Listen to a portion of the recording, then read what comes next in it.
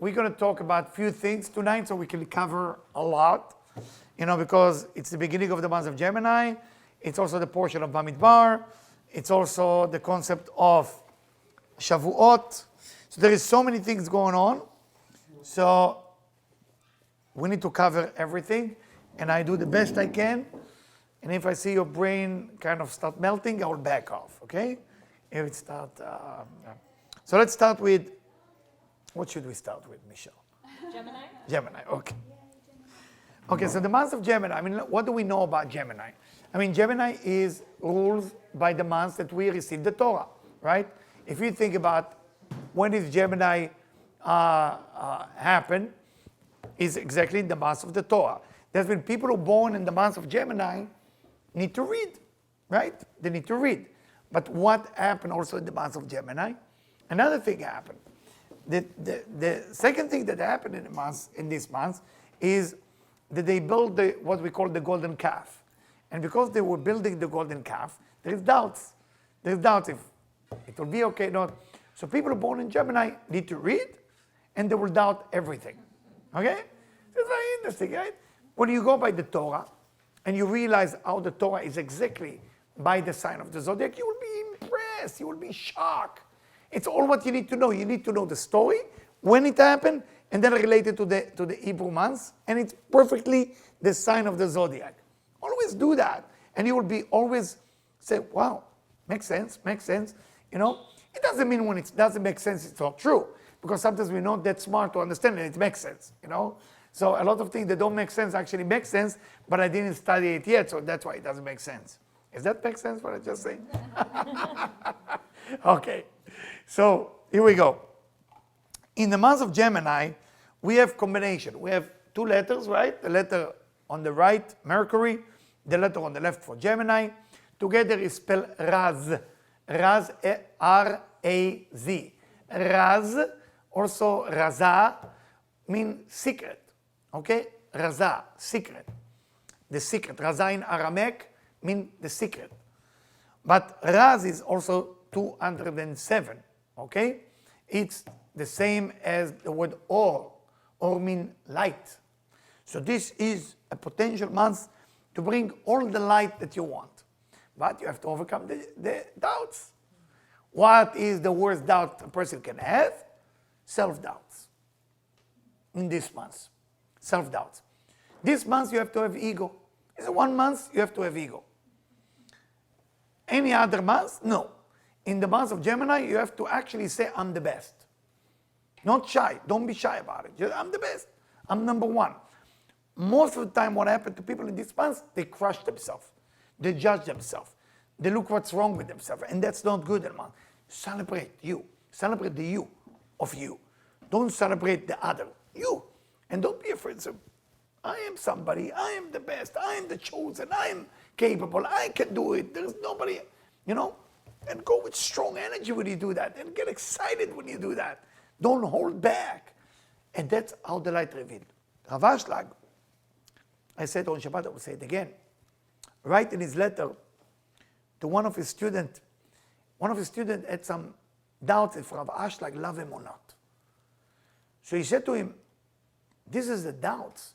You doubt me if I love you? He said to him, the doubts if I love you or not love you is not a problem. Sometimes the dark side come in a way to make you doubt the creator, the divine. And how is that force begin? First to doubt yourself. And when you doubt yourself, then the next thing you're going to doubt is the divine. It's a game. So you got to be careful, really be careful with any type of doubts you have about yourself this month. So even if it seems you did something wrong, it's not wrong. The big picture, it's not wrong. Meaning the second tablet, after the tablet was broken, after the golden calf, seemed like it was because of the mistake. But what if I tell you it was there already?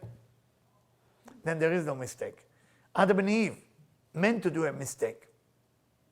So we can do the tikkun. So we can do whatever we need to be doing. So everything is the way it's supposed to be, and it's as perfect as it needs to be. We know in the month of Gemini, we have the holiday of Shavuot, that we're going to talk about it in a second. It's a tremendous holiday. We're going to explain it in a second. It's a tremendous secret that there is in that holiday. Now, before we go in there, every month you have different combination to the name of God, to the Yud Ke Vav Ke. As you can see, you have the Hey and the Hey together. You know the letter A?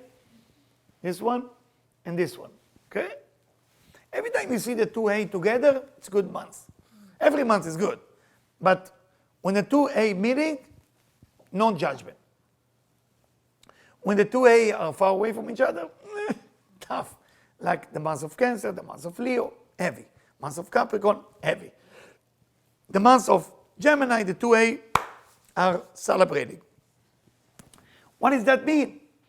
It means your ability to go to what we call Bina, your ability to go to what we call Bina in Kabbalah, to go free. But real freedom doesn't mean that I can do whatever I want. The real freedom that I can stop myself from doing whatever I want. You getting it? Again, the real freedom is not to do whatever I want. The real freedom is to control whatever I want. Because if whatever I want control me, I'm not free. I eat whenever I want to eat. I scream, thank you, that helped. I scream whenever I need to scream. I drink whenever I need to drink. All of those things, you have to be in control. You have to be in control. Those of you who know the 12-step program, you know, for people with addiction. Most people don't know the 12-step. So when I was teaching, and soon I'm going to teach here in California as well, in Oxnard. So when you go to teach in different rehab, one of the things in the 12-step, the first step actually, is to admit. You admit you have issue. Why you have to admit? Why you have to admit you have issues? Because if you don't admit you have issue, you can get help. Right? What do you do at the hospital? First thing you do, you admit yourself. You have to admit you're sick, otherwise they don't take you in. If you don't admit you're sick, you're not allowed. Admission, it's called, right? In English, admission. So you admit you're sick, you can get in. This month of Gemini is so pure, so sweet, that it's telling you, even if you did the golden calf, even if you did whatever you did, if you admit that you have problem, you're free already. You're 70%, not 100, 70% free. Of course, the 30% is the work that you gotta do. But you have to admit to yourself that there is a problem without doubt. Don't doubt, don't say I'm bad. Nobody say you're bad if you have problem. We're born with issues. People who tell you they're born with no issue, it's a problem. I tell you, I just come back from Israel, and it was a lot of things happening that didn't happen for 30 years. And I met my cousin, who was also my best friend for many, many years, but we didn't talk. Since I went on my path of Kabbalah, path of rabbinical study, I disconnect myself because it was a different path. And I don't know what the divine God want that we meet again.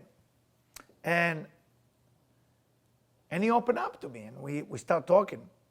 He's a Leo, I'm Scorpio. We were best friend ever, best friend can be. And he opened up to me finally after 29 years. And he said to me how sad he was when I left Israel. And he was depressed for 2.5 years. I didn't even know. So what you tell me now is that you were not there. When I look at you, you were not there. You were very much into what you're doing. And now when you're there, so I feel I can talk. And that's why I decided to talk to you.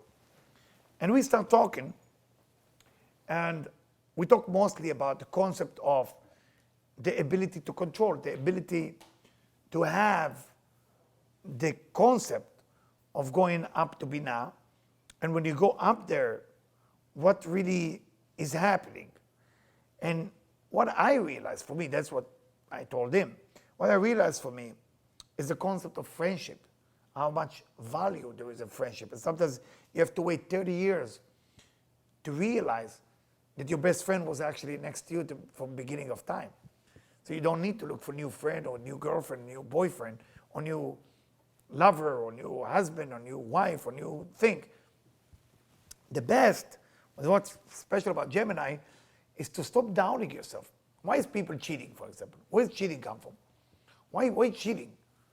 Most people think that Gemini is always cheating. It's not true. Not true. There's a different sign that cheat all the time. But if you go and Google it, it can tell you. But why people need to cheat? Where does the need to cheat come from? Because they don't value themselves well. That's where the cheating comes from. They don't value themselves. If person value themselves good, so that's why the month of Gemini, the Israelite didn't believe that when Moses will come from the mountain and give them the Torah, give them all the good thing, it's really going to happen. So what they do? You got to cheat. You got to build the golden calf. You have to do something else.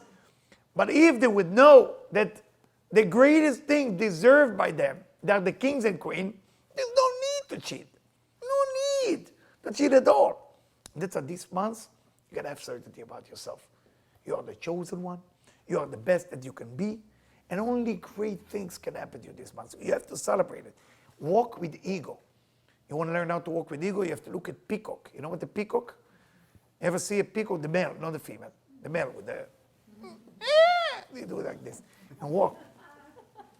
Walk in the supermarket like you are on everything. You know? And I remember, you know, there is a person that I met in Israel, and then I met him again in New York City. So one of the things I used to do is training. So training for people with insecurity.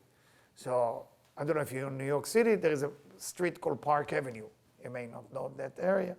Park Avenue is a tough street for business. Like you don't knock on the door, say, I want Mr. Levy.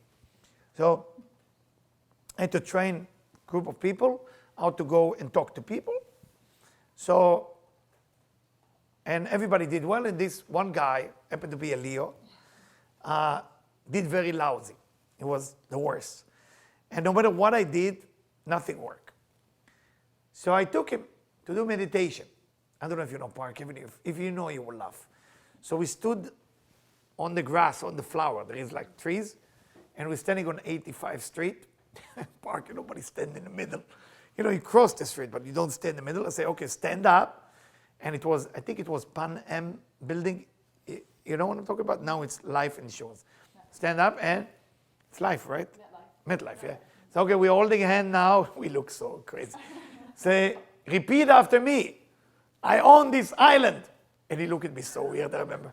Say, I'm not doing it. I said, we have to do it. You're my last customer. I need to go home. I need you to make it. Okay, so he's crying, oh, this island. I said, but... Then I said, nothing works. I said, wow, this is not working. So I'm taking him. So, okay, now we're going to go to an easier area. We have to break it. And you're going to knock on the door. And you just going to tell the secretary that you are here for your important appointment. I said, yeah, but I don't have an appointment. I said, I know, but that's a practice. And he's a Leo, very organized, went to Harvard. You know, he doesn't do things like that. So... he's a good friend of mine now. Now he's a good friend. You want to kill me then? Really, for 2 years he wanted. So I said, knock on the door. And as I'm knocking with him on the door, he ran away. He left me alone. I'm Jesus, come back here. So we're talking. We're standing in front of the person. And he said to me, okay, what should I meditate on? I said, I tell you. I want you to believe you own the island of Manhattan. It's all yours. And when you knock on the door, and they open the door, you come to see how they're doing on your island. Are they doing well? Are they have the check they need to pay you for whatever they owe you? You changing that you're not the one who come to knock on the door and ask. You are the one outside of the door that check on your property that everybody's happy. Now this guy become super successful. Hashem, I didn't make a better contract with him, you know. Super wealthy and famous. From that moment that he changed, after 2 years, he changed the whole thing. And he told me, this has changed my whole business, my whole life, everything changed for me. The reason I share this with you now on the camera and with you too is because I want you this month to think this way. And for 30 days, you have to think it's all yours and walk with ego with no fear. Because this month has all the gift you can dream about. But you can work without self-doubts. You cannot say, I'm not sure. You cannot say, oh my God, I did a mistake. You're not doing a mistake this month. Even your mistake is good. All right? After this month, different months coming. But for now, enjoy those 30 days, okay?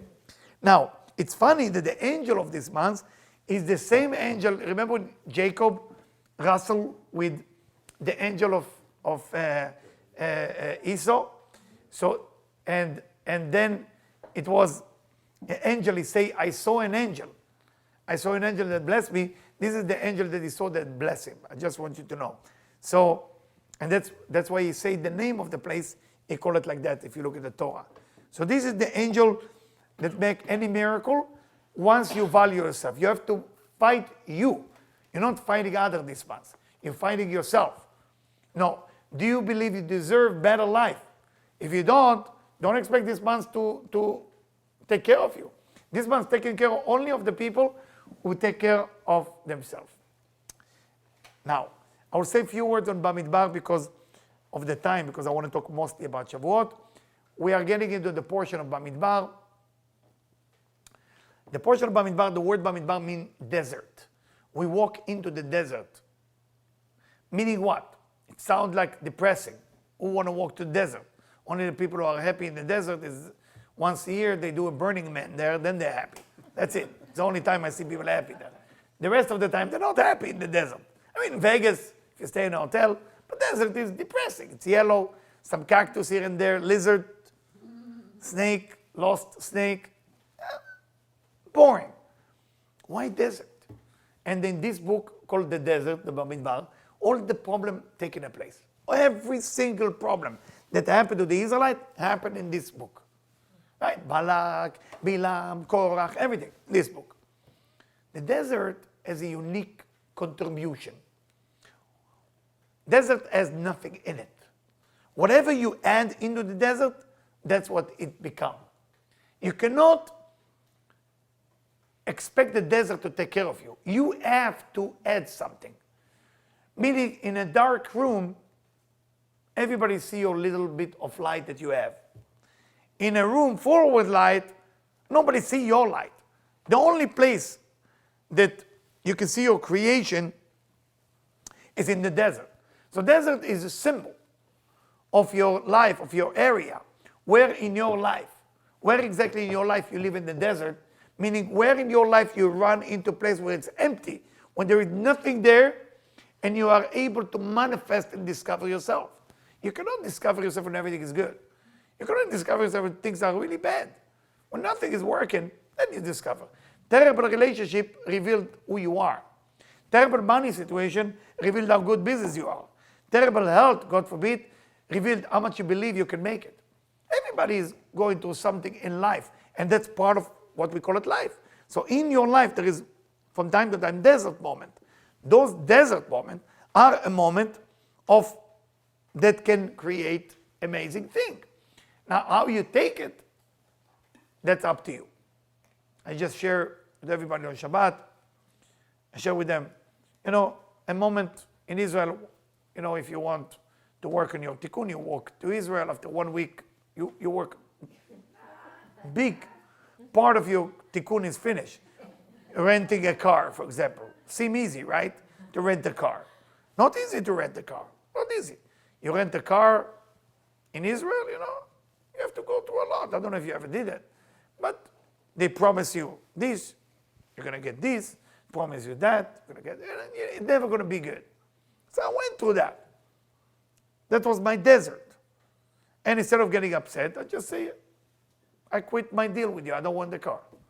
Automatically, the person changed from a giver into a receiver. And the whole deal changed in a way that I cannot go to details, that we did so well after that. But because when you recognize the desert moment, deserted, right? That emptiness moment in your life can turn into creation, At that moment exactly, your life starts changing. Some people like to settle down. And they settle down for comfort. Settle down for just nothing. Nothing. You know? Nothing. Like, one of my good people that I know ran into a situation. He was with a girlfriend for a long time. Smart, everything, but tough to deal with. Tough to deal with. So he decided to get out of that and find what he called a better deal. I know him for many years, so he called it then a better deal. So it seemed like a better deal. A girl who doesn't fight with him, who's supporting him, make him the papaya juice, the orange juice. The other girls not even do his laundry, nothing. So I'm talking about now, I'm stretching the time. I'm talking about 21 years stretching of time. So he finding himself with the need to cheat on his wife. She become his wife. As he's cheating on his wife, the wife becomes sick. She had cancer. Now I feel guilty that he's cheating. Even the cheating actually make him happy again. Now he's going back to take care of his wife. On the way to take care of his wife, and he take care of her, I'm talking about take care, not less. Give the medicine, I'm talking about physical, like a nurse. There's a new neighbor move in, with her husband just died, and it's become his new girlfriend. So now there's a girlfriend there, there is the ex-lover that he thought that's the future, and there is the wife situation getting cured now. This guy is the toughest guy that you're ever going to meet. But he cried to me. He cried. I said, what have I done with my life? What an idiot. The first girl, maybe was not, he said, I'm using his word, was not perfect looking, was not this, but it was real, it was love.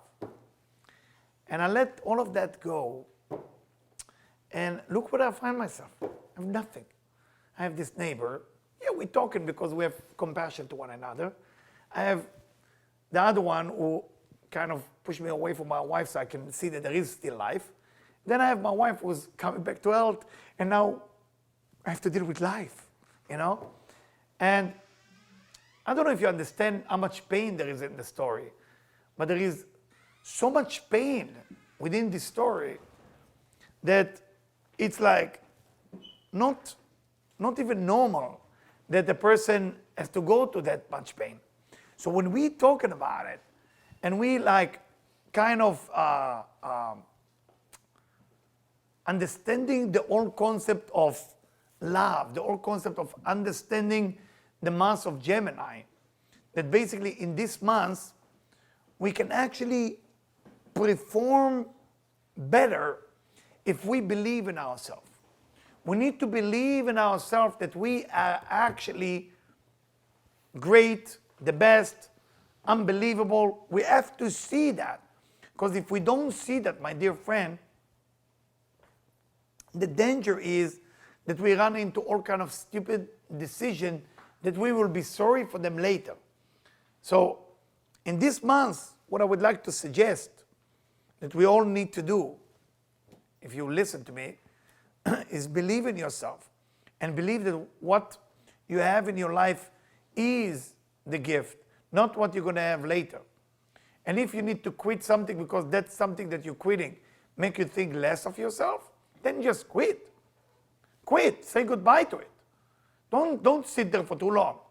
If it doesn't help you to become who you can become, then it's time to move on. Time to move on. And don't ever self-doubt yourself. Definitely not in this month. Good. I'm happy I shared this with you. So that's the desert. That's a Gemini. Now I want to walk into an all deep subject.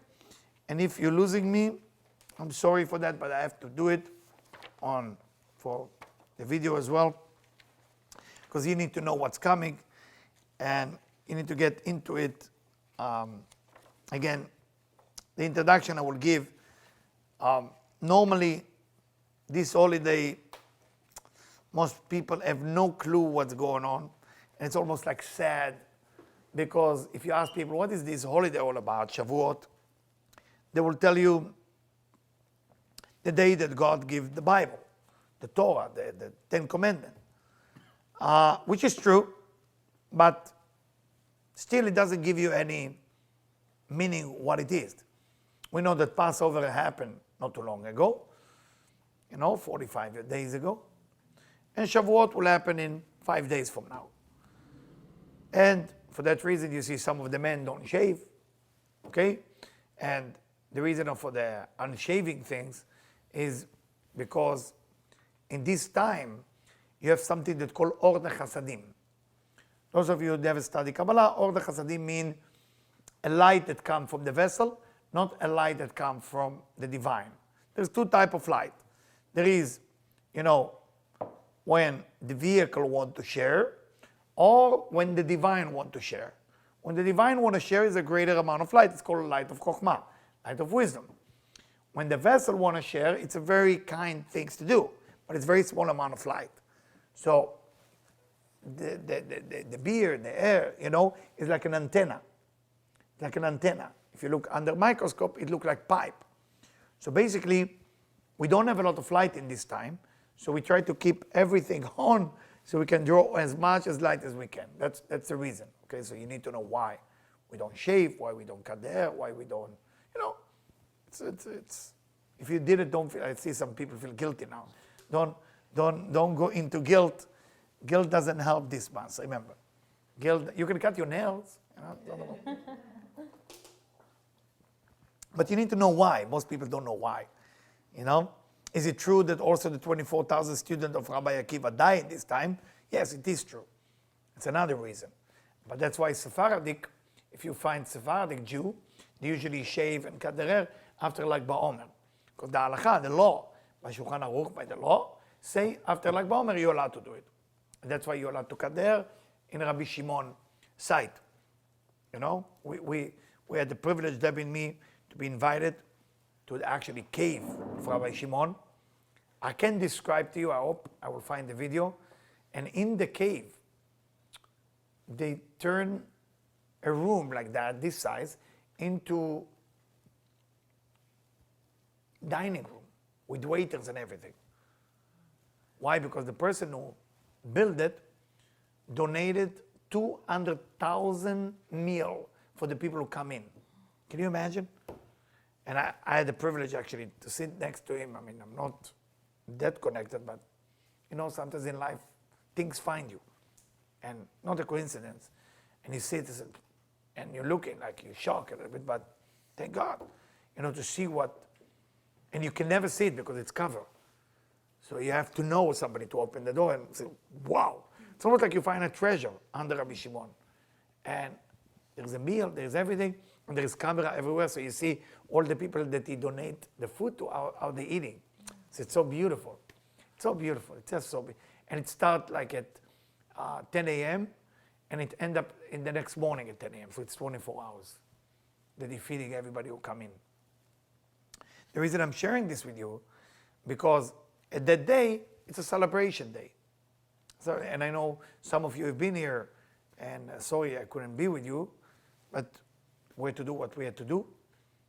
Blue string, green string, meditation, different things. I'm sure you know about it. And the important is for you is to know what's coming this Saturday night. Why are we celebrating? What is the benefit that you can get from it?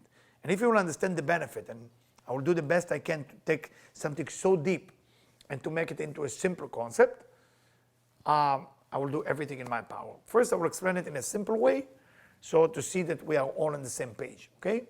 And I will look at your face because I need to see your reaction. Don't smile if you don't understand. You're allowed to look upset, so then I know that you don't understand me. So the idea is like that. Normally a desire force is less than a giver force. Very normal, right? A poor man receiving from a rich man. A rich man give a coin. The poor man don't have it. The poor man is less because the poor man don't have the coin. He needs it for buying a food. And the rich man has that coin. So now the giver is higher than the receiver. That's how normally how things perceive in our universe. Rabbi Isaac Luria was teaching us a book that's called Etz HaChaim, Tree of Life, teaches something different. And he writes like that. He said that before the creation, the way we know it, the giving force and the receiving force was a bit different. How can we describe it? Well, I need to tell you a story that my teacher told me, that his teacher told him, that his teacher told him, that his teacher told him. Okay? And he said, through that story, you will understand what happened before the creation of this physical universe as we know it. Story go like that. A rich man see a poor man. He came to him, said to him, why don't I help you? I give you a room in a hotel, I give you some food, and enjoy life for 2 days. Poor man say, no, I don't need you. Rich man get upset and leave. Rich man come back the next day and say, come on, I'm going to help you a little bit. Why do you? No. Rich man leave. Nothing work. After 1 month, he try again. This time the poor man said, no, I don't want your help. She said, would you do me a favor and take my food and take my money and let me take you to a hotel, give you a shower? At that moment, the poor man looked at the rich man and said, well, if that's what you really wanted, why not? I will do it. And then the rich man becomes so happy. Here, tell us the Kabbalist, the giver is lower than the receiver. The receiver become the giver. Does this make sense? Makes sense. Why we need to hear this story? It's not a story about motivation or manners. The story is a very deep story. In the beginning of creation, what we call before the Tzimtzum, Tzimtzum means contraction, before the restriction, before the vessels say no to the light. Those of you know the story, I hope you know it. Those of you don't, please listen to the lecture I did about 100 lectures just on that subject. Before the Tzimtzum, before the contraction, the receiving force and the giving force were exactly the same. The code name for that, Hu v'shmo echad. E and his name are one. That's a code name. E and his name are one. E related to the giver, his name related to receiver are one. Now, it's not exist in our physical universe, and it is exist in our physical universe. What does that mean? It don't exist because we are living in a time which is after the contraction, so those rules no longer apply. But it is exist if you start thinking about it, because through your thought, you're actually there. Your mind can take you there. And if your mind is there, then you're there. I lost you? Yes? I lost you there? It's very confusing. Is it really exist in this universe? Well, the frequency exists. But to tap into that frequency, you have to think about it. Once you think, you tap to that frequency. But those rules don't apply in a physical world because it's not apply. It's only apply in a physical world through your mind. It cannot apply through your body. Okay? So far so good? Good. On Shavuot, everything go back to the same way it was before the creation. So the giving force and the receiving force are one. For that reason, the Kabbalists promise us that whoever does Shavuot with the right consciousness have health, money, good relationship, all the gifts that you can imagine. For that reason. Now, so that's a simple explanation. So far, good? Yeah. Now, I think we need to go deep. Any question? What's that? What is the original situation before the Tzimtzum? Before the Tzimtzum, it's called Hu v'shmo echad. The light, which is the giving force, the container, which is the receiving force, are one. There is no difference between them. The only way the difference was appear is when that container become empty. But before something is empty, it's all look the same. That's why if everybody is happy, we don't see the difference between people. When do we see difference between people? When one is fulfilled and the other one is not. But in the end, there's all fulfillment. Okay. So let's now go into the next level and understand more deep from Rav Ashlag, from the Zohar, and I'm sorry, most probably I will lose some of you. Try to stay connected. It's very hard. I will do the best I can to make it entertaining, because it is entertaining for me, but when I enjoy something, usually other people don't. Okay? ודע שזה כל ההפרש שיש בין העולם הזה שלפני התיקון לגמר התיקון. You need to know that the only difference that exists in this physical world before we finish the tikkun, before all of us finish the collective tikkun, till the end of the tikkun. Tikkun means correction. Those of you who don't know the words. tikkun means correction. כי מטרם גמר התיקון נקראת המלכות בשם אילנה טוב ורע. Before we finish the tikkun, before we finish what we came here to do, the malchut is called tree of knowledge, good and bad. What does that mean? Tree of knowledge, good and bad. What does it even mean, right? שפירושו כי המלכות היא סוד הנהגתו יתברך שבעולם הזה, וכל עוד שמקבלים לא באו לידי השלמה, שיכולו לקבל לשלמות את אהבתו, שחשב עלינו במחשבת הבריאה, מוכרחה הנהגה להיות בדרך טוב ורע ושכר ועונש. Why there is?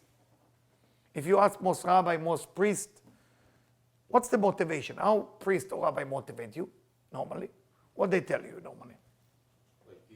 Huh? Guilt or fear. No, like you do good, you get good, you do bad, you get bad. Exactly. Punishment and reward. It's a system. They don't lie, by the way. It exists. Punishment and reward. You do good, you get good. Very simple. Is it exist from God's point of view? No. So why they have to tell us it's a lie? No, they're not lying. And it also not exist from God's point of view. It's contradicting. Contradicting. But if you remember the story in the Garden of Eden now, I have to take you back. They're walking into the Garden of Eden. God is telling them, eat from every tree you want. Tree of knowledge, don't. Why? What, there is special vegan? What's that? What's that? Is it like spicy? What's happening? What if I tell you it's not even a tree? Because if they were smart, they first eat from the tree of life, live forever, and then go to tree of knowledge. What happened to that snake, right? It's not a story about the tree. We talk about awareness. We talk about consciousness. Consciousness of what? Of good and bad. What does that mean? You can experience life in two ways. I want it because I don't have it. Or I want it because it's there. How do you look at your life now? I want it because it's there, or I want it because I don't have it. I want to have $1 million because I don't have, or I want $1 million because it's there. I want love because I know it's there and nobody else want to take it, or I want love because I don't have love. I want health because I gotta receive the health because it's there. I want health because I don't have it. Two way of looking at life, my dear friend. Two way. Two way. Before the end of the tikkun means that all of us get to a consciousness that we need to get to. And the end of the tikkun, actually a mini end of the tikkun, the feeling of end of the tikkun only can be felt on Shavuot. Or on the night of the Seder. Those of you who've been with us in the Seder, but it only lasts for a few hours. On Shavuot, it lasts for 24 hours, and the peak of it is in the morning, when you don't sleep, and then in the morning you get all the spark of light. But only in the morning you're going to get it.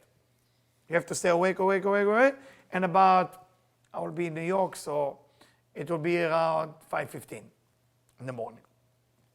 It's kind of good, because it's easier, 5:15, right? I think 4 4:15 we start, 5:15, it's over at 5:45, everything is over. So it's crazy. So, but again, I want to explain it.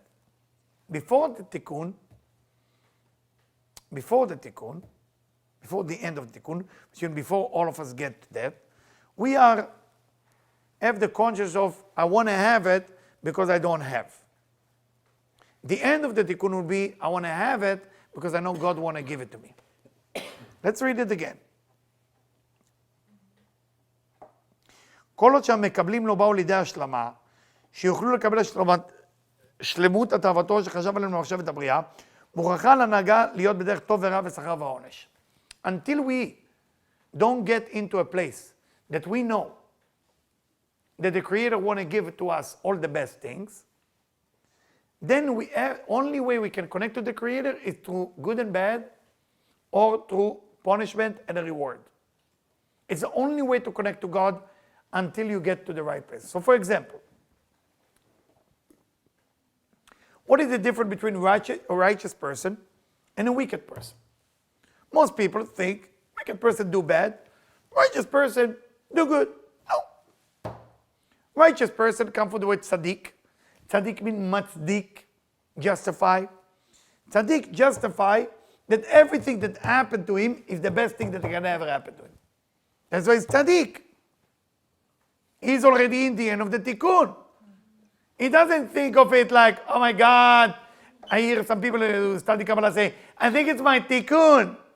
I think right now Saturn is in Leo. I think, blah, blah, blah, blah. What are you talking about? What is this? What is this thing? I never heard them say, the best thing can ever happen to me. But it's not. You have pain? I do. Best pain ever. I tried to rent a car and get nothing. Best. If you can think this way, you no longer control by the good and bad of the tree of knowledge. You no longer control by punishment and reward. But to get there, that's the ultimate. Ultimate. And that's the consciousness that all of us need to get to in the end of time. But till the end of time, how do we get there?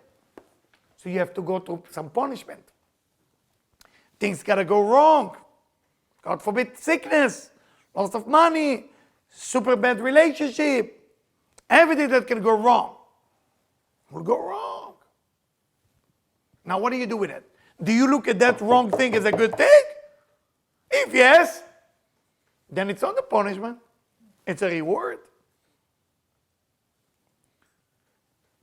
If you look at it as a reward, then punishment is coming too, because then the ego. So what is it? It's good, but it's only good. If you remember the story we used to tell you all the time, you know, not Rav Zusha, I get confused. Rav Zusha is also a good story. But Rabbi Gamzu, from the Gemara, from the Talmud, there is a very famous story about Rabbi Gamzu. Rabbi Gamzu was a messenger of the Jew in those days. Every country, every religion used to go to the king with gift. So the Jewish representative used to be a different rabbi, different time, different rabbi. So you have to give some. When you give the tax, you have to give with the tax something with diamond or with gold. So they send Rabbi Gamzu. And he's a good man, everybody trusts him, good rabbi. But Rabbi Gamzu, his name is Nachum, not Gamzu. Rabbi Nachum. But they give him the name Gamzu because Gam means also, Zu, that. Gamzu letova. Also that is for good. That's where his name comes from. But his name was not Gamzu, it's the Rabbi Nachum. Because he say also that for good. So the Rabbi Gamzu go with his horse and the gift for the king. He's stopped by two criminals. So what do you have in the box? So that's his diamond and ring.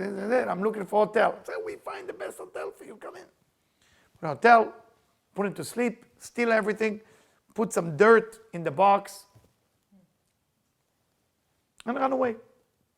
He arrives to the king. He doesn't even know what he has in the box. He opens the box. And you know, everybody poured the beautiful thing on this beautiful marble. And everybody got the best of the best. He got dirt on that beautiful floor. What did he say first thing he say? Gamzu letova. Also that for good. So you know he's going to be dying soon. The Talmud telling us that an angel, whose name Eliyahu Navi, Elijah the prophet, turned into the messenger of the king, the advisor of the king. And he whispered to the king's ears and say, "Oh my God, king, I know this guy. He represents those Jewish community. Those people use that dirt when they go to war." So what do you mean? So when you take those dirt and you throw it on people, it becomes a special weapon that get rid of your enemy. He says, "That true?" "Yes." So okay, don't kill him. Keep him in prison. He sent his soldier, said, "Go try it." They took some of the dirt, they throw it, it turned into arrow and fire. He was so happy, the king. He said, "Reward this guy with 10 boxes of diamond and gold." And Rabbi Gamzu said, "Gamzu letova. Also this for good. This bad, this good." The story keep going in the Talmud, but I make it short because it's all the subject. Subject is, if you're able to see the good in everything, then you no longer need the punishment and the reward. So why you need punishment? Why you get punished? Why you get tikkunim? Why you get all of that thing? To get you to a place that you can see it's good. The pain is to get you to a place that you can see the good. The immunity against all negativity is to find the good in everything. So the Zohar continue. כי כלי הקבלה שלנו מלוכלכים, עוד בקבלה עצמית המצומצמת מאוד במידתה. Say to us, Rav Ashlag, in the name of the Zohar, our ability to receive is dirty. Our ability to receive is so small. When you become selfish, you want less. You want less. When a person is sharing, you want more. So if you cannot think about you're supposed to have $1 billion to your account, you're a selfish person. That's why you don't want too much money. When you think about I want to have just a smaller house, you're selfish. When you were thinking about I just want to have one little car, because you're selfish, you don't want to share your car. Every person who thinks small is selfish. Shocking, right? Every person who thinks small, selfish. When you think big, you're sharing. Because now you're thinking, okay, if I have 1 billion, I can sponsor so many kids to go to college. I can sponsor so many kids to go to school. And you need to understand, our ability to receive is not a sin. The amount of receiving is not the sin. The sin is how we're receiving. When you have desire for something, anything, it's because the Creator already shared it with you. Anything that you ever wanted in your life, everything, is desire in you because you have already that force from above that gave it to you. You don't have it yet, that's why you have a desire for it. But some people have the desire and they think their desire will give birth to what they want. Is that clear? Is that different clear? And then they start chasing what they want. You should create a desire for what it is. You don't create a desire for what you want. That's considered a sin. That's considered a crime. The divine want to give you 1 billion. I'm using numbers so you can understand me. $1 billion. Do you have a desire for 1 billion? Do you have a desire? You're scared. Can I have just 7 million? I'm okay with 7 million. I'm fine. We're scared. How do you pay tax on that? Do you need to give charity on that and tithing? Oh my God. People are afraid. People are afraid. But if the divine want to give it to you, what does it say? I will read it in Hebrew. It's so beautiful. כי כלי הקבלה שלנו מלוכלכים, עוד בקבלה עצמית המצומצמת מאוד במידתה. Say our ability to receive is very limited because it's dirty. Why is it dirty? It's dirty because we're selfish. So what selfish things do to you? Make you think small. וגם מפרידה אותנו מהבורא יתברך. And because we have such a limited desire, it separates us from the divine, from the creator, blessed be he. וההטבה שלמה בשיעור הגדול שחשב עלינו איננה אלא מבחינת השפעה, שהיא תענוג בלי שום גבול וצמצום. The way that the divine, that the creator, that God want to give us is the endless fulfillment. When we think receiving, we think end amount of receiving. We define it. We frame it. We say, I want this, and I want this, I want this. I used to trick my kids. I think I told you this many times. When they go to a toy store, I say, when you walk in, you get whatever you want. Can you imagine kids going like that? How much control you have? Oh, it's the best. And they're going, how much they can handle, a little thing. Running. It used to be Toys R Us. Now I don't know what exists, but it used to be Toys R Us. And they're running around. And they get so confused. Because now I unleash their desire, have whatever they want. But how much they can want. Who teach me that? Actually, my father. My father, we have tradition. I'm from Libya, Tunisian, Libyan. So we have a tradition that every Rosh Hashanah, my mom makes something called Queen's jam. I don't know if you know what it is. You know what it is? It's a hard fruit. It's very hard fruit that you have to. No, it's not sweet actually. You have to boil it and then cut it. It tastes good in the end. Let me tell you, it tastes really good. So because I grew up a Sephardic Jew with 3 sisters, so I supposed to come first, you know. And my mom gave 2 or 3 pieces, 2 I think, to each sister. And I said, I want 5. My mom said, no, first finish. It's big. And then I give a set. And I start crying and screaming. Ah! The story was told to me by my father. It's his favorite story, may he rest in peace, they used to tell me. So I'm fighting. And he liked to read his paper. He doesn't like noise. So he came, it was the evening. What's going on here? And my mom tell him, she snitched on me, basically. And said, can I take care of him? That's not good news. You know, my father is tough, you know? And I remember the moment, we're sitting at the table, and there is this big jar of Queen's jam that I desire it. And everybody's waiting to see how my father get out of it, how tough he will be. Will he slap me in my face? Would he give me the look and move me with my eyes? You know, different tradition, educational therapy, the old days. So my father actually came up with a whole new idea. He said, you know, I agree with you. This old jar is yours. And I have birds singing in my stomach. My God, somebody has said me, but we have rules here. So, okay, what's the rules? You then get off the chair until you finish it. One of the biggest and the most amazing lesson of my entire life. In the beginning, I was happy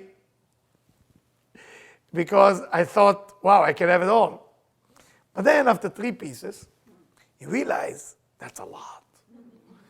And he used to imitate me, you know, and then I started crying because I realized it was a wrong contract, you know, like I signed the wrong contract. And I was,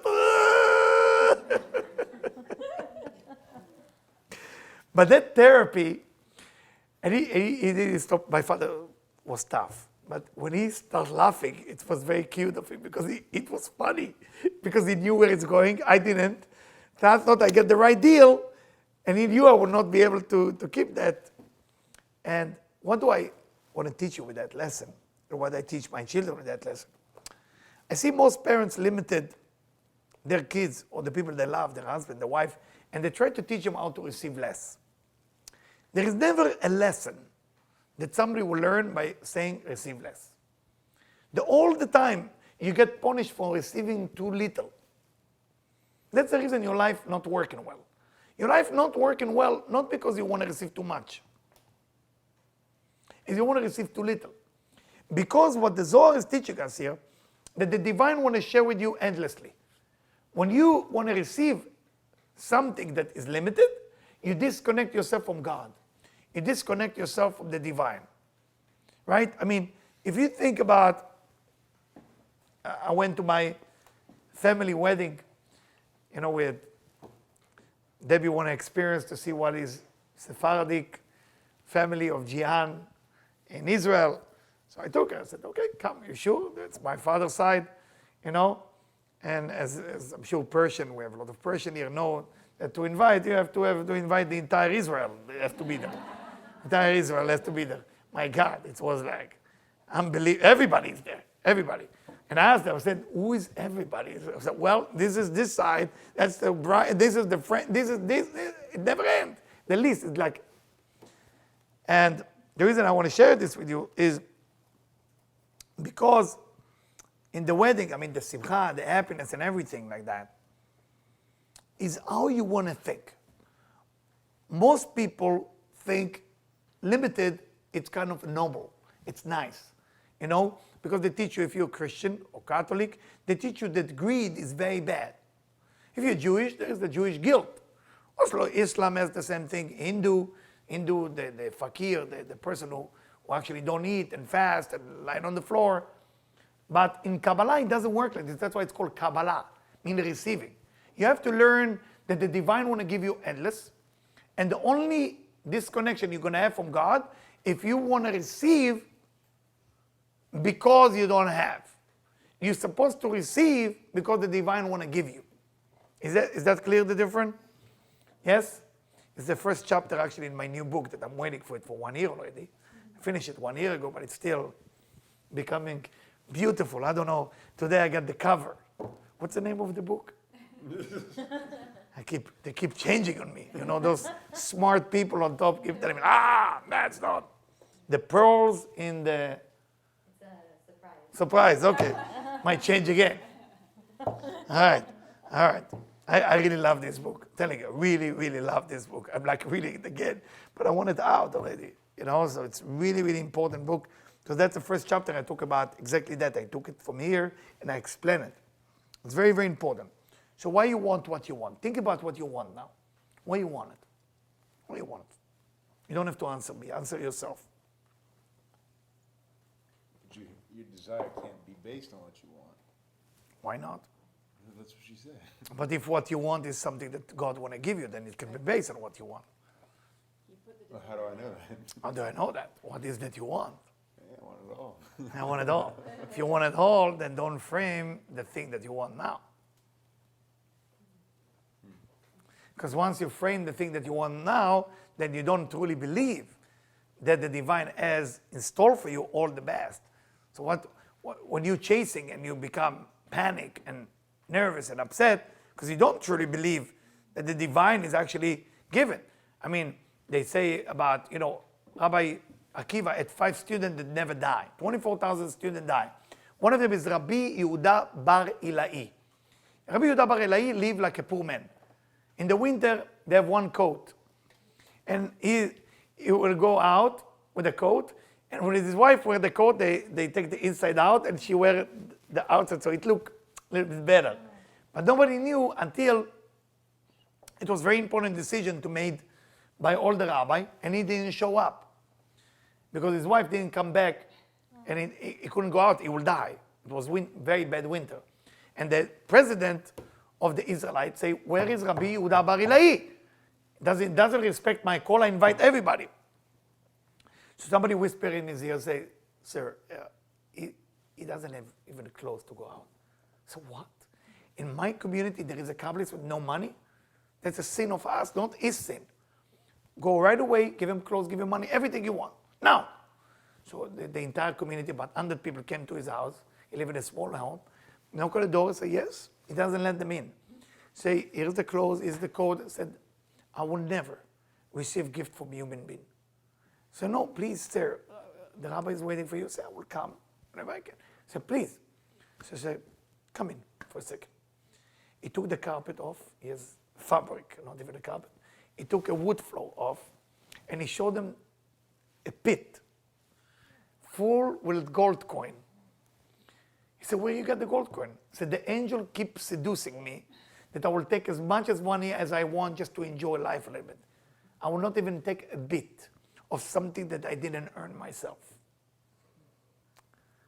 Why we have to hear this story? It sounds like guilty. No, no, my friend. Listen, it's deep, and I hope I will be able to make this story clear to everybody. What is that you want from life is based on your lack. It is not based on what's there for you. You are missing love, you're chasing love. You're missing food, you're chasing food. You're missing sex, you're chasing sex. You're missing attention, you're chasing attention. You're missing a hug, you're chasing a hug. Life based on what you're missing, unfortunately. But once you change life into what is God want to give me, and you start looking at life like, wow. Because in the moment of pain, God want to give you something too, which is what? A lesson. You ever been in a painful moment that you have a lesson from it? I know I did. I went through a lot of painful moments in my life. That I have one of the greatest lessons of my life. The greatest lesson. And now when I look back, I wouldn't want that things to change. I wouldn't want that pain to go away. If this universe is worked perfectly within the pain that I went through, there is something there for me that either make me grow or either the divine want to give it to me as a private gift. It's a private gift from the divine, from God, from the creator. You're allowed to ask one thing from the divine. Help me to understand your gift. It's in Chinese, so I'm not sure I get it. I'm not sure I'm getting it. I'm not sure I get the gift. I don't get it.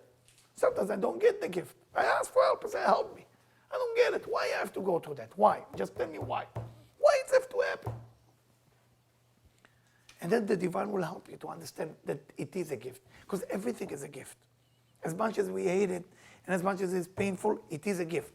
That's why it's called tzaddik.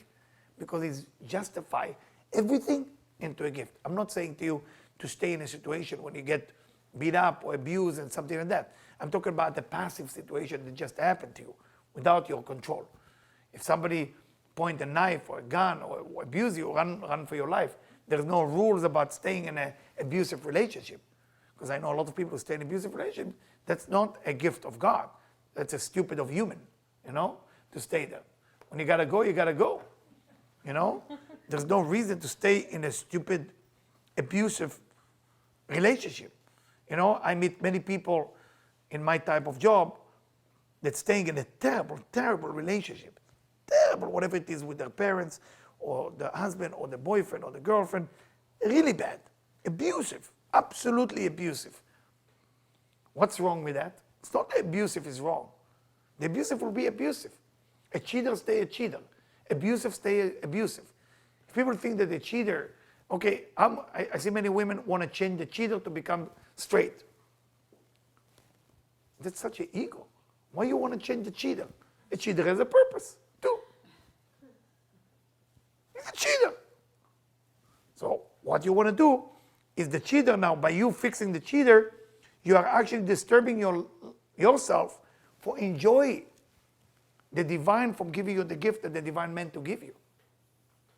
There is one thing you have limited in this life. It's called time. You can't waste time. You can't waste time. So when a person receives from the kli המצומצם, say Rav Ashlag, כי השביעה מכבה תכף התענוג. What a beautiful language in Hebrew. When you get satiated, your pleasure going to the garbage. When you get satiated, you no longer want. כי השביעה מכבה תכף התענוג. After you eat, it's not the same before you eat, right? Before you go to a restaurant look beautiful. The candle, the light, the smell, the carpet, the tablecloth, the plate, the fork. Beautiful people, beautiful talk. Oh, what a moment. The wine that they bring to the table. Oh, what a wine, French, Italiano. After you satiated, you ate everything. Before the check arrived, everything looked bad. Why is this table moving? I didn't like my waiters. The food is too cold. Yeah, smell bad here. So that's called in Kabbalah, so beautiful, so beautiful. השביעה מכבה תכף התענוג. when you get savea, when you get satiated, when you already fulfill yourself with all the pleasure, you no longer have a pleasure. How do you kill a pleasure? You fulfill it. What is King Solomon said about enemy? Im ra'ev oivecha. If your enemy is hungry, give him bread. Ki gechalim ata chote al rosho. It's like putting a coal, a burning coal on his forehead, on his head. Why? And who is the enemy? The enemy is your inside. Im ra'ev oivecha. How do you kill your inner enemy? Is what is that you want? This, take it. Right away, he's no longer wanted. Right? Somebody who is addicted to sex or to drugs or to this, after they do, somebody who's addicted to cocaine, before they're addicted to cocaine, first it's cocaine, it's drink, it's sex, it's party. In the end of the road, because I was teaching in a rehab for too long, there is one thing they're addicted to, cocaine. No more sex, no more alcohol, no more food, no more cocaine. There's one line, and it's funny that they put it on a mirror. You know that? They put it in a mirror, they look at themselves. Do it through the nose. I never understood it. Why they put it on a mirror? I mean, after a person does it, at that second itself is fulfilled. Can't do it again. Once that pleasure goes down, he has to do it again. What is overdose? What is overdose? You want to feel the same like you felt the first time. So you do it more often. וזה סוד הכתוב כל פעל השם למענו, דהיינו שכל הפעולות הנהוגות בעולם לא נבראו מתחילתן אלא להשפיע על נחת רוח אליו, ולפיכך נמצאים בני אדם משמשים בעסקי העולם בהפך הגמור ממה שנבראו מתחילתן, שהרי הקדוש ברוך הוא אומר כל העולם בשבילי נברא, דהיינו כל פעל השם למענהו. I will translate in a second. וכל כל הנקרא בשבילי לכבודי בראתיו, ואנו אומרים ההפך ממש מקצה לקצה. The way that the operation of this universe, of God operation, is everything that God created, He created for God. God is the artist. But do you think people know that? No. You ever saw Leonardo da Vinci creation? And the Leonardo da Vinci creation say, I am the purpose. Or the brush that Leonardo da Vinci used, say, I am the most important thing because I did the creation. You are only a brush. Leonardo da Vinci. Let's say if Leonardo da Vinci is God, we are the brush. How can we have ego about doing anything? It's a joke. Or the canvas that sells for 200 million. That's not it. The main thing is the mind, which is the divine. But Rav Ashlag said, or the Zohar, we create opposition, we create differences, we create separation between us and God, between us and the divine, because the Creator is only about giving and creating, and we think that this is our universe, in a way. כי אנו אומרים כל העולם אך בשבילנו נברא, ואנו רוצים לבלוע כל טוב העולם לבטננו, להנאתנו, לכבודנו. We want to swallow this entire universe to our stomach, to our pleasure, and to our pride. ולפיכך אין פלא מה שאין אנו ראויים לעוד לקבל את אהבתו השלמה. For that reason, we don't receive yet what the divine want to give us. We don't. The only way you can receive what the divine want to give you is when you realize that this whole thing is giving to you by other force. ועל כן מותאמת לנו השגחתו יתברך בבחינת טוב ורע, לנו בבחינת הנהגת שכר ועונש. כי זה תלוי בזה, שהשכר ועונש מסובב מטוב ורע. Where is punishment and reward come from? From feeling good and feeling bad. When do you feel good?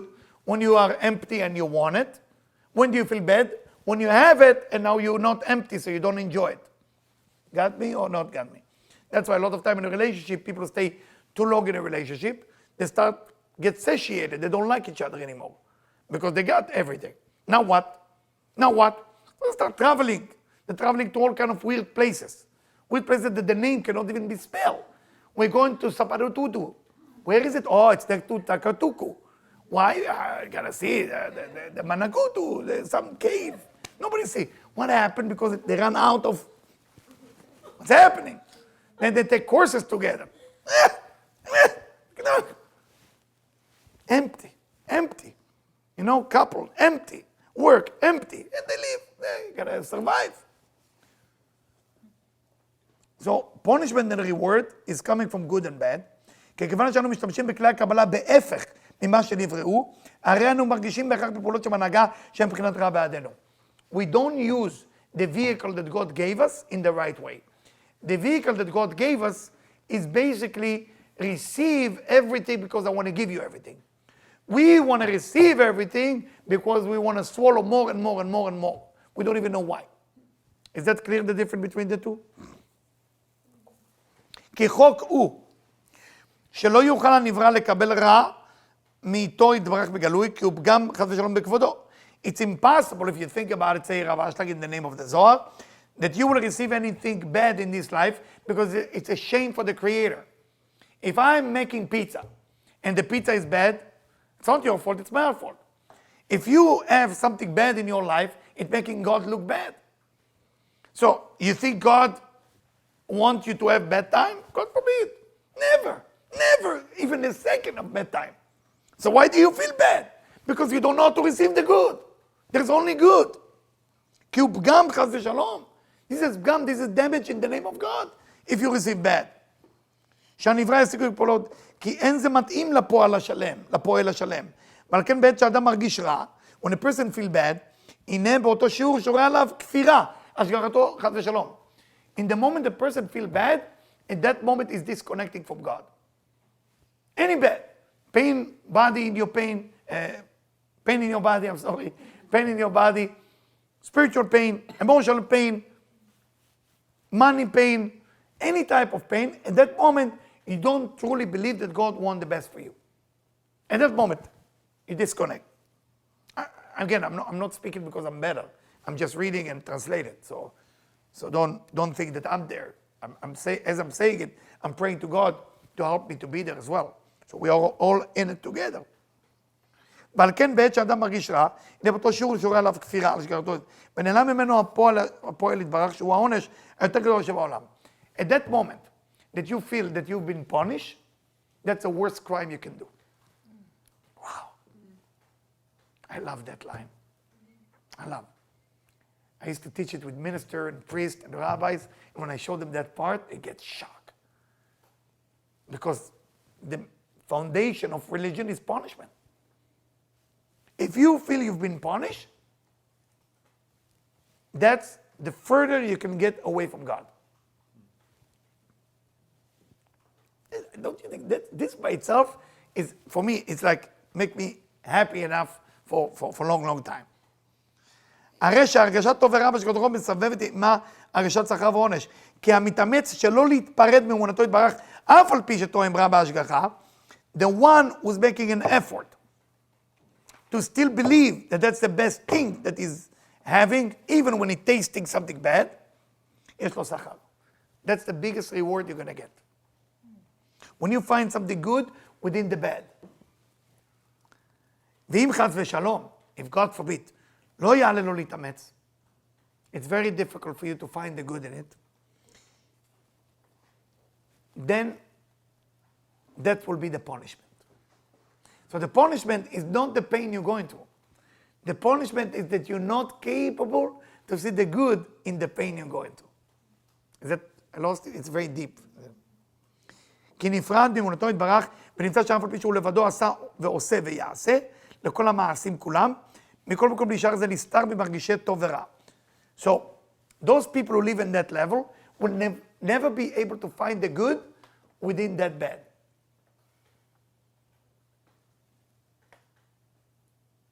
I gave you a story now. Rental car, right? So we rent the car, they bring me the car, dirty. I told the guy it's dirty. The guy attacked me, almost punched me in the face. Never happened to me before. I said, I'm a customer, I'm coming to the car dirty. So I want to take the key. I pay. What's going on? You give me a dirty car, scratch. I said, excuse me, I'm not accepting that scream. Then the manager said, what do you want? I said, you know what? I'm going back to the office, I don't want it. So I complain. So, oh, you complain now? You know, it's getting worse. It's getting worse. Like, so what do? Now it's a 3 threat. So I go to the hotel where the car is. I said, excuse me, I'm staying in this hotel. I have 3 people threatening me that I have to take the car even.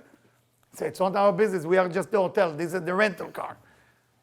So what's going on here? This is really becoming really bad. Really bad. But there's a blessing in it. I don't know yet where the blessing, but there's a big blessing going on.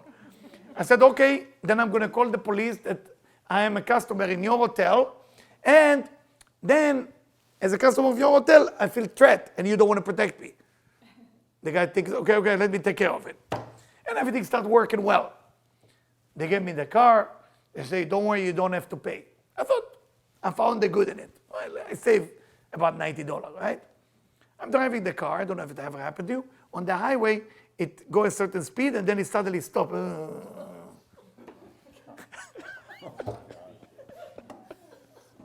So David said, are you okay? What's going on? I said, I don't know. We're driving really far. From Tel Aviv all the way to a place called Kiryat Shmona. It's very far, just to let you know. It's about 2.5 hour drive. We make it there, but we realize that we have about 40 minutes on this car before the engine will melt. I didn't know it's that bad. So David and we look at each other and start seeing the miracle. But why in Kiryat Shmona? Why there? Sitting there, as I'm bringing the car to the guy, I say, I think you put it in a cruise, you put it this, it's all good. So no, I'm not stupid. I'm telling you, it's not good. The car's not good. Don't worry. We talk it over. In the end, they agreed to give us a new car. In the meantime, I'm talking to the guy working there, the mechanic. So you live here? I say, yeah. So we give Zohar. We give Tikkunei Zohar all over Israel. We give it. So I want to give you Tikkunei Zohar. He said, no, I'm not allowed to read Zohar. I said, no, that's not Zohar, that's Tikkunei Zohar. Oh, Tikkunei Zohar. He got it right away. He's Moroccan, he's happy. He's reading it. We got a new car, we did what we have to do, and we go back. As we go back to Tel Aviv, you heard what happened that night. It was those missile, or what was it, with the Air Force, you know. And it happened. Kiryat Shmona is exactly on the border, if you know where it is. So I said to Debbie, what do we know? What do we know what might happen? You know, this happened this way, this happened that way, this happened that way, so we can meet. And every day, we start having things. Now I'll tell you a bigger story. Debbie, am I allowed to tell your story? Yeah, okay. She was not allowed me to say it before, so something very shocking in the beginning that definitely you cannot see the blessing in it. So I had you all know I had a ring that I designed. It's a design, I designed a ring for the 3 people wearing it. It's a special design, it's a Kabbalistic design with the name of God on it. And Debbie went to wash her hand for a motzi. And she never did it before, ever in her life, right? 20 years of marriage. And she forgot the ring there. I don't know if you know what it means for a woman. I'm sure you know it's a nightmare. First, it's expensive, and second, it's value. There's a lot of value in it. 3 like this in the world. And morning, ring is not there. Panic, this, we're going back to the place. Not there. It's Shabbat almost. So, we are alone, Shabbat, Friday night, dinner, it's me and her with the 12 chalot looking at each other, and she kept doing this. And we keep talking about this, about the blessing. Oh, there's a blessing, there's a blessing. But we talk, you know, when you talk, but you're not there yet. Blessing, there's a blessing. I know the blessing. I don't know what the blessing is. I know we are into the blessing. Gotta be a blessing. We think we know we are Kabbalists, but we're not, but we play like we are. Blessing, what a blessing. Unbelievable blessing. And we keep saying to each other, what a blessing, what a blessing, what a blessing, what a blessing. But inside we both like, oh my God, I can't believe she lost it, you know. Bottom line, Saturday night, I gave up already. Saturday night, Debbie, a woman, never give up. Call again. The manager, the thing. Say, maybe, I know I talked to you 1,000 times. Maybe, again, I call. Last chance. He say, it's funny you call me again. Somebody did say they found a ring, but they wouldn't talk to me. They only talk to you. If you want, I give you the number. So, okay, give me the number. So she doesn't even want to tell me because I already gave it up and I'm happy with the situation as it is. and somebody give me a bottle of wine, a very expensive one, and I'm happy with the bottle of wine. So I don't want to hear from the ring. All right. We need to stop.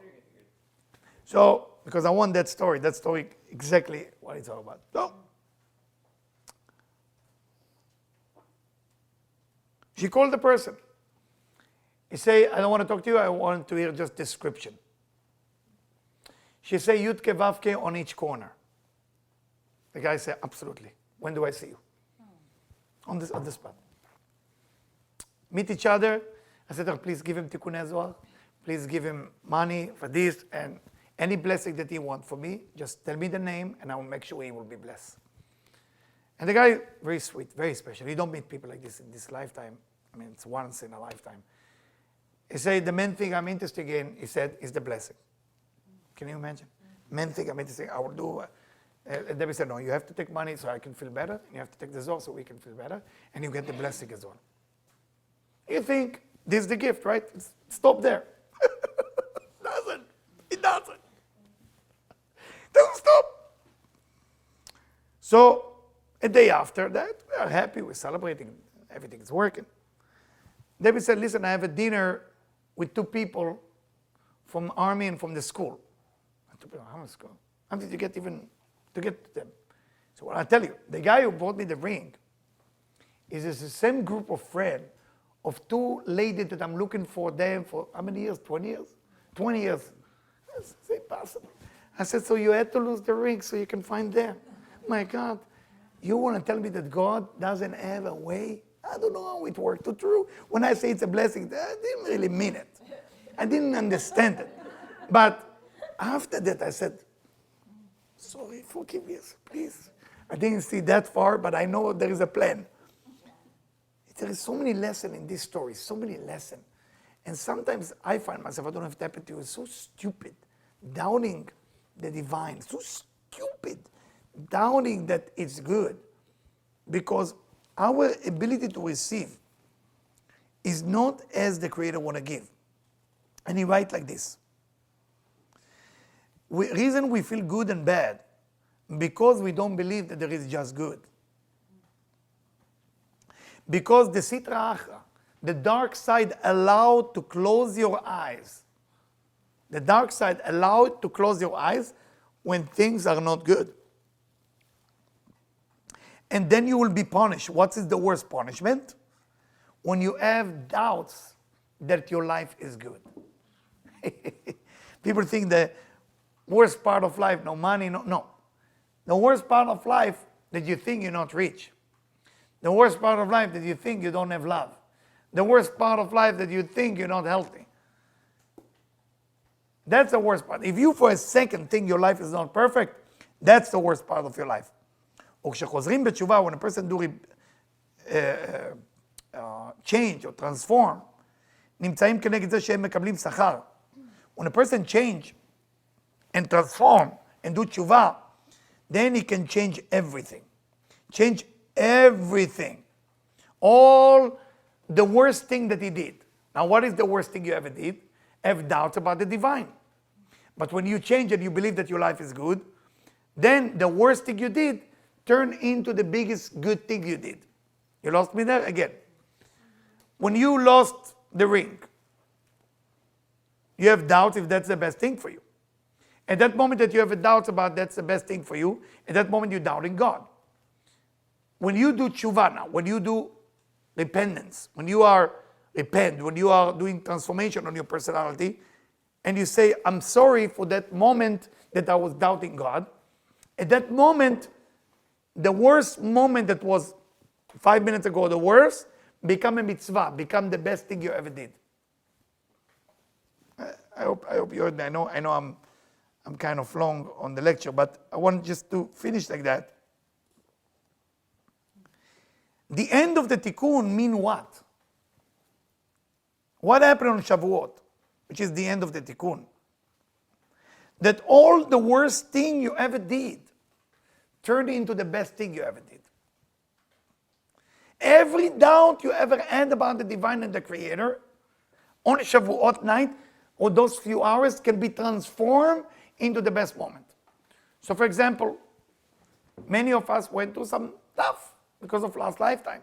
Many of us went through less thing. At that moment, we have doubts. Normal. You have doubts. Doubts about what? About everything. About yourself, about God, about everything. Why was I born to this family? Like my sister told my wife. She took my wife aside. You know, my mom is a little bit, not slow, but she's not a party animal. Leg hurting her, this, that. But I have my aunt, who's 83 years old, look like she's 55. And the way she talks, I don't want to imitate because then Debbie will laugh because I imitate her exactly. You know? And she traveled everywhere.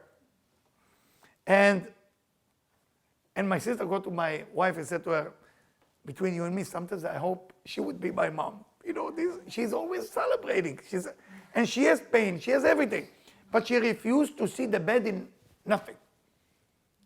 Surgery, problem, stomach, cancer, this, that. There is a good in it. I meet a sexy doctor, she's not married. She will find something good. I don't know, she find something good in it. I found a nice nurse. You know, he's too young. I say, well, so she's funny. So I'm saying it because I want you to understand how far can it go. So those moments that we have doubts about the divine,